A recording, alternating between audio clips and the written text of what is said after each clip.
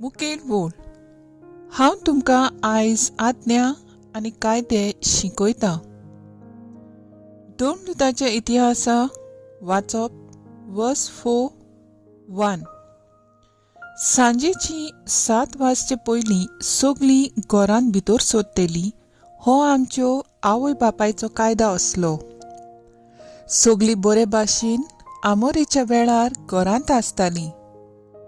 पूण सवकास करून आनी एक एकलो एकूच नीप घेवन उशीर येवंक सुरू केलें.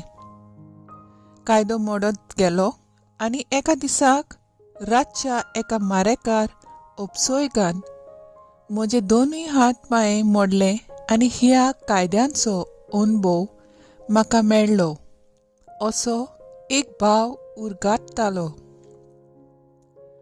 आयच्या पयल्या वाचपांत आमकां बरें जिवीत मेळचे खातीर सर्वेस्पर देव आमकां आज्ञा आनी कायदे शिकयता आनी ते सांबाळूंक आनी पाळूंक फरमायता.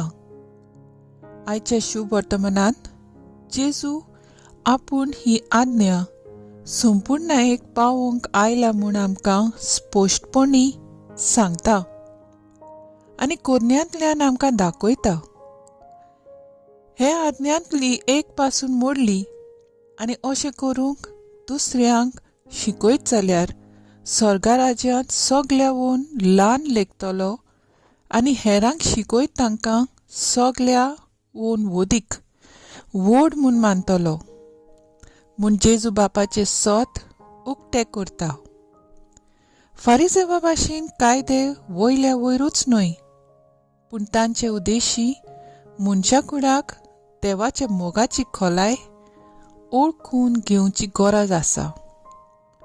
देवाचे आज्ञाचे आनी कायद्याचे वर्तेपण ओळखून घेवया, ते सांबाळुया आनी खुशाल जिवीत जिवंक प्रयत्न करुया. म्हजो थाराव, देवाच्या कायद्यांची समूर्त सांबाळून ताचे खुशे प्रमाणे जिवंक वावुरतेली.